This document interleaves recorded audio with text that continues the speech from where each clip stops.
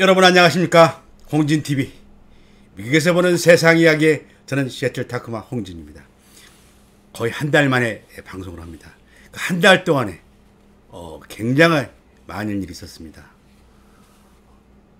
와이프가 폐혈증이 와서, 난 폐혈증이 그렇게 무서운 줄 몰랐습니다. 폐혈증이 오니까 사람이 오하냐 떨더라고요. 뭐 막을 수도 없어. 그게 폐혈증이. 그 방광을 통해서 심장까지 와서 폐까지 가면은 죽는답니다. 그게 미국말로는 포이즌 베로드라고 그러는데, 그 폐혈증이라고 하는데 죽는다고 그러더라고요. 하루만 늦었어 죽었다고 그러더라고요. 그리고 의단강을 왔다 갔다 했는데 내 젊은 후배 하나가 갑자기 이제 나이 60도 안 됐는데 의단강을 건너갔습니다. 참으로 가슴 아픈 일인데 뭐 어쩔 수 없지. 뭐 하늘에서 출석을 불렀으니 안 갈 수도 없는 것이고, 하늘에서 부르는 출석은 우리가 애기할 수 없잖아요. 오늘도 제 방송을 구독해주신 구독자 여러분 건강에 유의하시고, 미국은 여전히 총으로 안타깝습니다. 그 6살 먹은 애가 옆집에 공주서러 갔다고 총을 쏘고, 그 시어리저들이 차를 잘못 찾아서 문을 여니까 그 차 안에서 총을 쏘고, 참 총이 무섭습니다.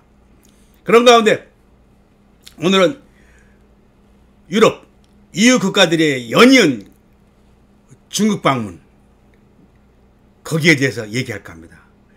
에만 그나마도 경제적인 효과를 가지고 중국의 그 당근을 가지고 프랑스를 갔습니다. 그런데 이 프랑스 연금이 이게 그냥 쉽게 끝날 일은 아니에요. 왜냐하면 이게 지금 우리 미국 같은 나라에서는 연금이 뭐 내가 20살에 뭘 어디를 갔다 직장을 다 했다 그러면 25년 30년이면 50살이든지 뭐 나이에 관계없이 리타이어를 하는데, 은퇴를 하는데, 그거를 갖다 프랑스 마크롱 대통령이 뭐 이유로 할 것 없이 무조건 다 64세까지 일을 한 다음에 연금을 받으라 이거예요. 그러면 한마디로 22살에 뭐 직장을 다닌 사람이 50살쯤 넘어서 은퇴를 하고 연금을 받아야 되는데, 그게 24세까지 기다려야 된다는 얘기지. 그러니까 국민들이 볼 때는 그건 이해할 수 없는 얘기라 얘기지. 이해가 할 수 없는 얘기이기 때문에 이렇게 난리가 나는 겁니다. 뭐 각설하고, 시진핑 주석과 마크롱 대통령이 그 중국에 있는 동안에 2번, 3번의 회담을 갔습니다. 베이징에서 1번, 강저우에서 2번.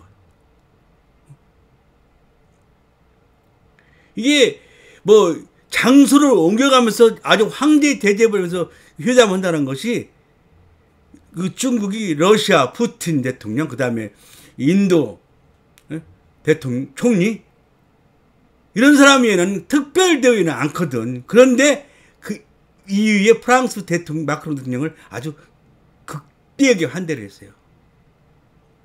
그 뭐 환대만 한 게 아니라 굉장히 큰 선물을 주고받았습니다, 이게.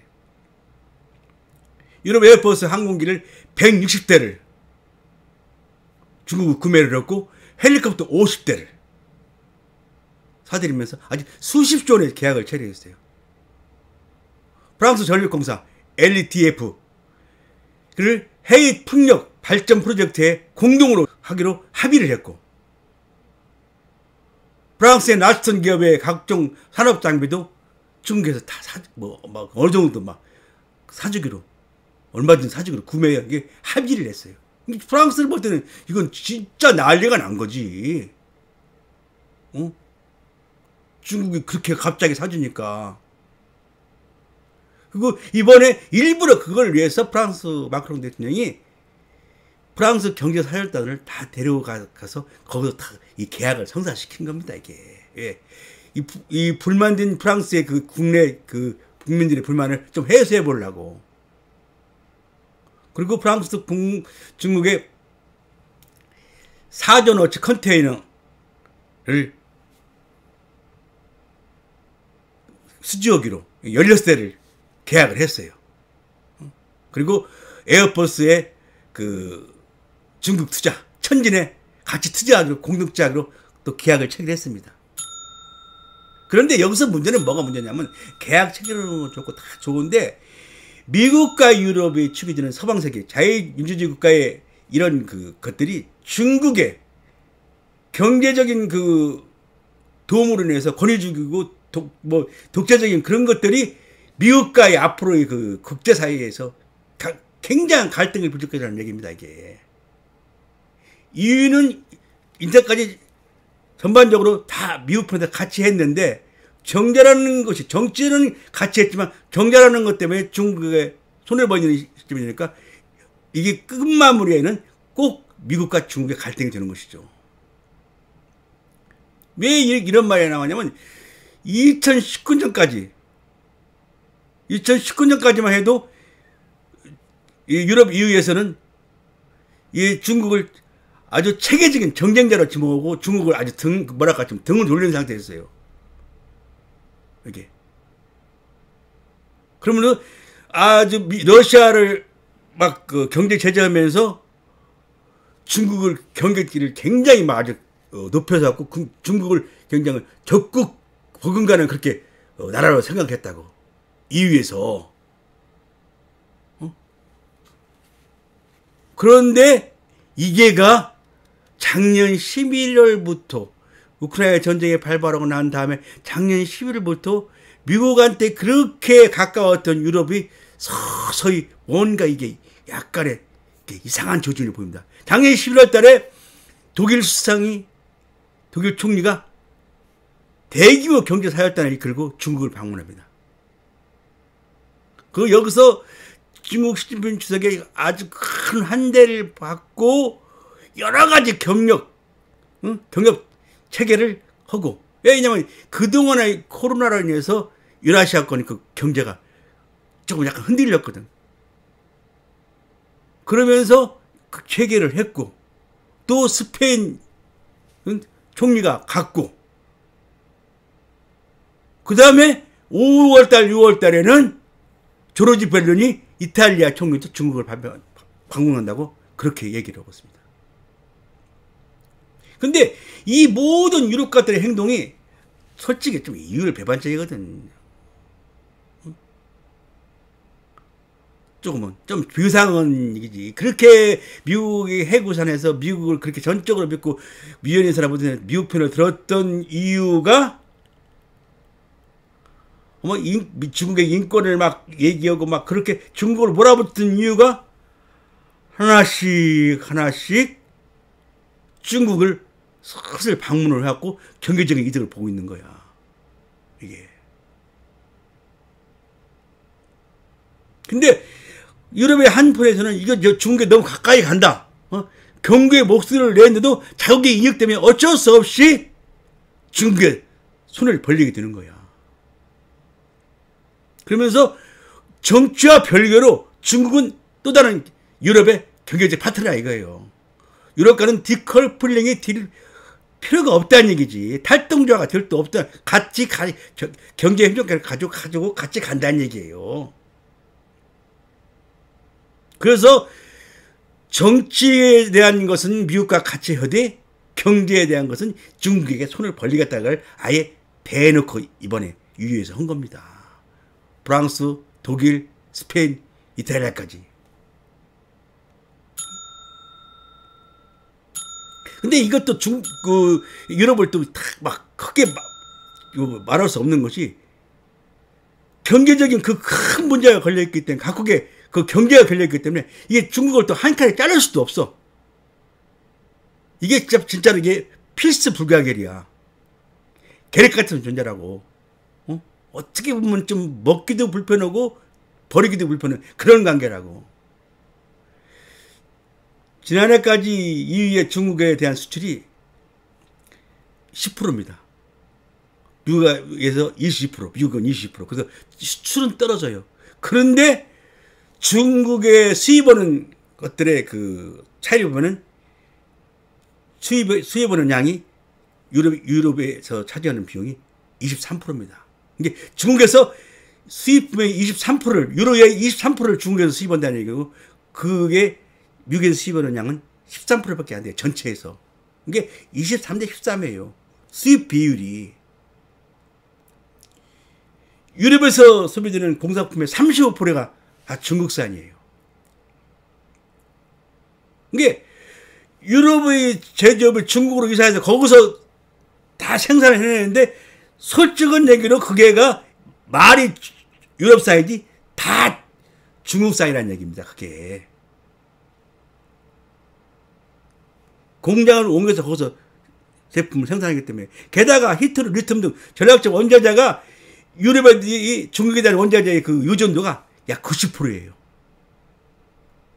그래서 중국이 이게 말은 뭐 내보일 수는 없지만은 이 원자재에 대한 것을 이 유럽의 목을 꽉 쥐고 있는 거라고 솔직한 얘기로 지금.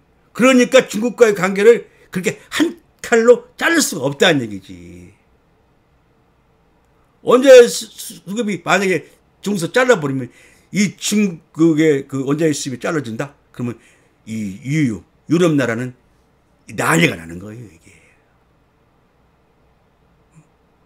그래서 저 미국 편도 들지만은 경제적으로는 중국과 같이 가야 된다는 것이 이제 거의 유럽에서는 뭐랄까 좀 그냥 기존에 흘러가는 게 그 양상이 돼 버렸어. 그것도 또 미국도 그걸 또 그렇게 또 막 체결할 수가 없는 것이고. 그래서 지금 현재 국제사회 유엔에서는 미국 편을 들지만은 한마디로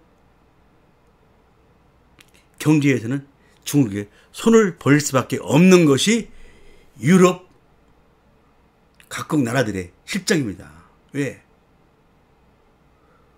원자재 수입을 거의 90%를 중국에 담당하고 있다니까. 그러면서 미중 분쟁이 시작되니까는 보잉에서 시작된 그 중국의 그 수출이 다 유럽으로 바뀌어버린 거야. 보잉이 그동안에 다 중국에 수출했던 그 비행기가 다 유럽의 에어버스로 바뀌어버린 거라고, 이게.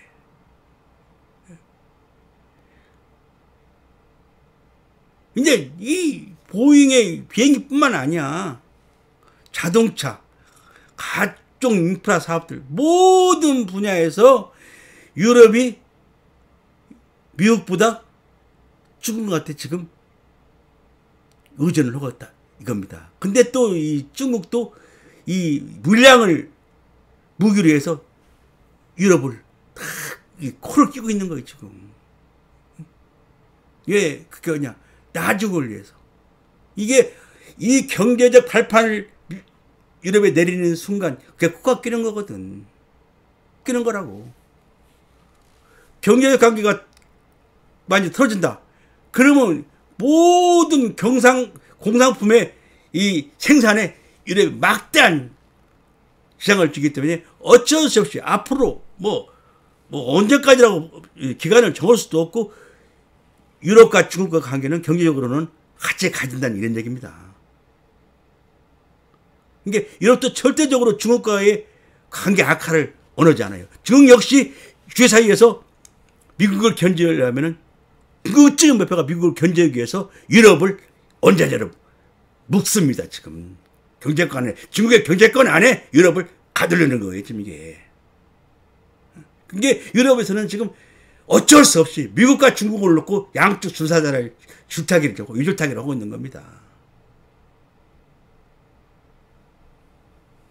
이게 그 EU의 집행위원장이 이런 소리를 했더라고요. 지금 프랑스가 하는 것을 보면은 이익은 뭐 프랑스가 챙기고,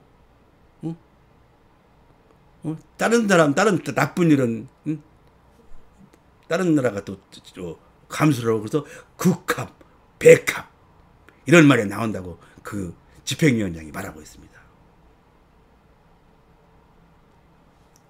어차피 이 유럽이 지금 입장에서 보면은 중국과의 완전한 경제적 단절을 할 수가 없어요. 또 원하지도 않고. 뭐 유럽이 중국과 뭐 국경을 마주하기 때문에 전쟁의 일은 없지만 전쟁이라 하면 경제 전쟁이거든. 근데 중국을 배제한다? 또 중국이 또 유럽을 배제한다? 그건 서로를 위해서 좋은 결정이 아니거든. 그렇기 때문에 같이 가는데 여기서 뭐가 문제냐면은 미국과 중국과의 그 사이에 유럽이 껴있다는 겁니다. 이게 잘해야 돼요. 이게 잘해야 된다고. 유럽에서. 미국도 생각이 없겠습니까?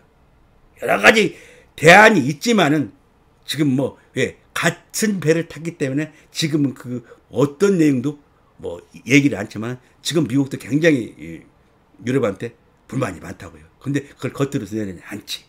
여러 가지 국제적 관계, 우크라이나 전쟁 모든 것들에 걸려있기 때문에. 그래서 앞으로 당분간은 유럽과 중국의 경제적 밀월이 계속될 전망입니다.